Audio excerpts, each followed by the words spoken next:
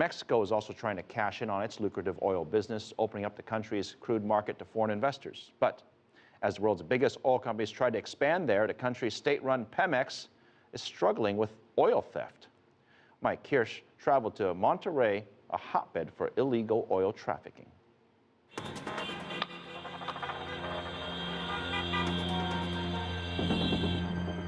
Mexico's wake-up call that it had a problem with oil thieves came in 2010, when this horrific wall of smoke and fire was ignited along a 5-kilometer stretch of oil pipeline east of Mexico City by individuals reportedly attempting to steal oil, who had inadvertently ruptured the pipeline, sparking this inferno through the town of San Martin Texmelucan.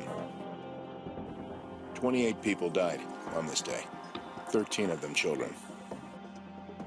And in addition to several deadly fires triggered by oil thieves, have been dozens of oil spills after botched attempts to tap into oil lines that have contaminated rivers and local drinking water across Mexico. Most of these illegal oil taps said to be the work of two of the country's most notorious criminal organizations, the Gulf Cartel and Los Zetas, or the Z's. They're accused of stealing more than $1 billion in oil just this year alone from pipelines operated by Mexico's state-owned oil and petrol company, Pemex. CCTV recently traveled to what's considered ground zero for oil theft in Mexico, in and around the region of Monterrey in the state of Nuevo León, and the town of Reynosa on the U.S.-Mexico border south of McAllen, Texas, in the state of Tamaulipas, a region that, after Mexico's recent oil reforms, has been opened up for the first time to foreign energy companies for hydraulic fracturing, or fracking, for billions of dollars worth of shale gas reserves discovered here.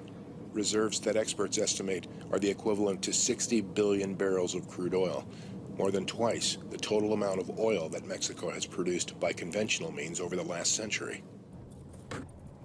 This region, however, remains violently unstable, compelling the Mexican government to dispatch military forces here to ease the security concerns of international energy companies wanting to do business here.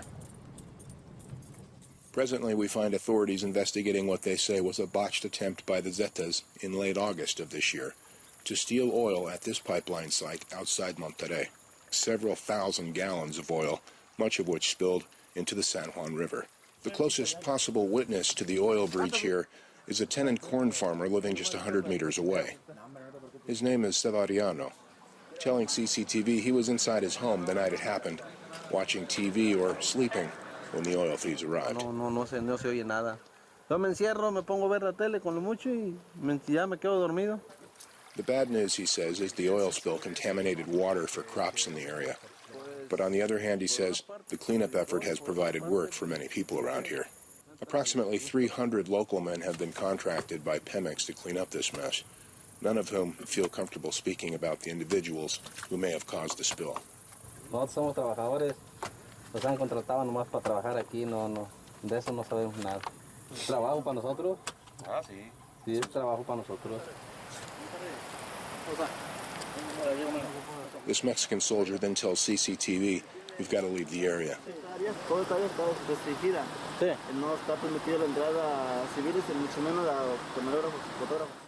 escorts us to this field supervisor from Pemex, a guy named Victor, who tells us to contact Pemex headquarters in Mexico City with our questions.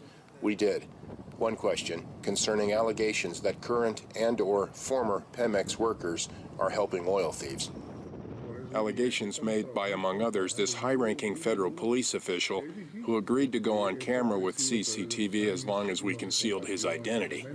There are some who think that the Pemex workers are in on this, that they're working with the criminal organizations. They're either giving them inside information, or they're showing them where to go, or they're doing it themselves, or they're former Pemex people. Yo creo que hay gente que ha trabajado en Pemex y sabe cómo funciona eso, porque no cualquier persona puede hacer ese tipo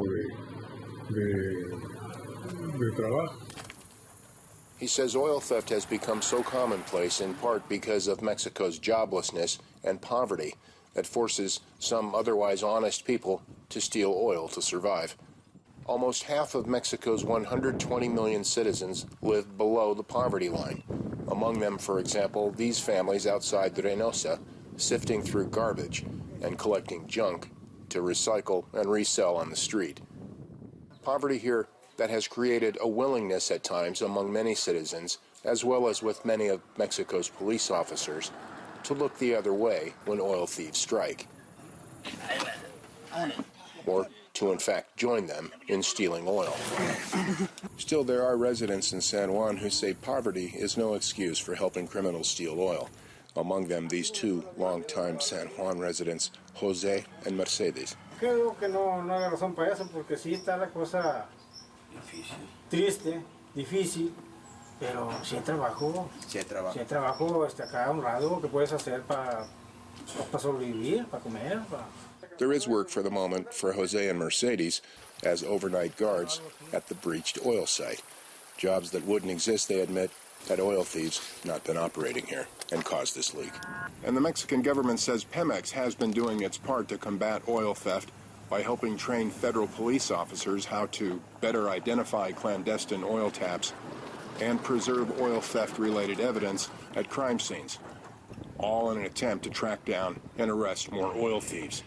Their presence threatening foreign energy companies projecting to create thousands of legal jobs extracting Mexico's newest fuel source, shale gas. For the time being, Mexico's oil thieves seem content stealing mainly black gold.